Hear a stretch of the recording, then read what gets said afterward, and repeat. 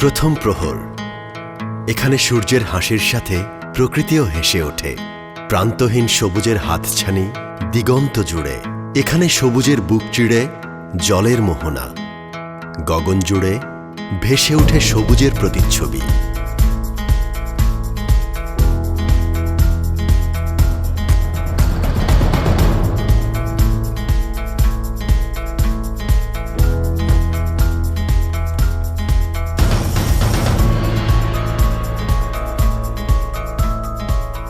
শহরে প্রবেশকালে আপনার চোখ জুড়িয়ে যাবে সবুজে।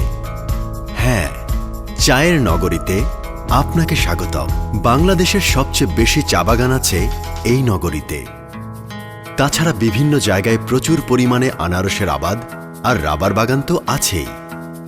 সবুজে ঘেরা এই নগরীতে আছে মসজিদ, মন্দির, গির্জাসহ সরকারি বেসরকারি অনেক গুরুত্বপূর্ণ স্থাপনা।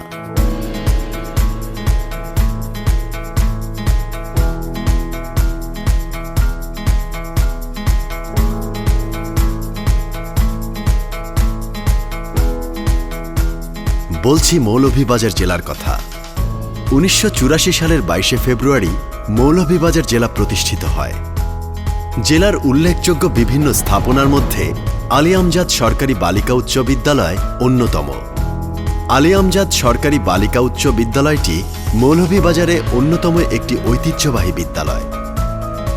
১৯৩২ সালে কুলাউড়া উপজেলার লংলা পরগনার পৃথিমপাশা গ্রামের জমিদার নবাব আলী আমজাদ খান ৮৪ শতক জমির উপর আলী আমজাদ জুবিলি উচ্চ বালিকা বিদ্যালয় নামে এই শিক্ষা প্রতিষ্ঠানটি স্থাপন করেন। ১৯৬৮ সালের ১৫ নভেম্বর তৎকালীন বিদ্যালয়ের কার্য পরিচালনা কমিটির সদস্যদের প্রচেষ্টায় বিদ্যালয়টি সরকারিকরণ করা হয়। বিদ্যালয়ে ৩টি দ্বিতল ভবন এবং একটি প্রশাসনিক ভবন রয়েছে। পাঠদানের জন্য আছে ২৩টি প্রশস্ত শ্রেণীকক্ষ।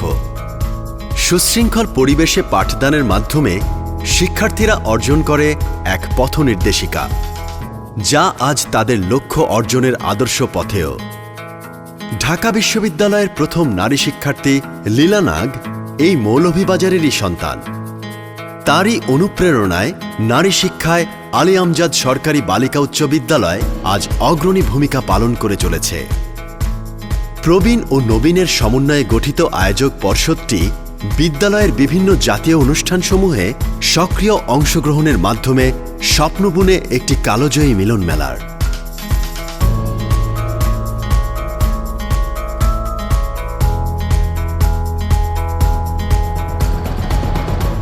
অক্লান্ত পরিশ্রম আর সকলের আন্তরিক সহযোগিতায় আজ সকলে এসেছে একই ছায়াতলে।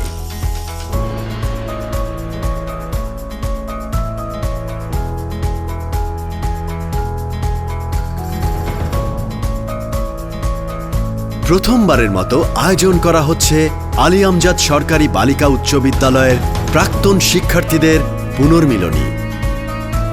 সবাইকে এই মিলন মেলায় স্বাগতম।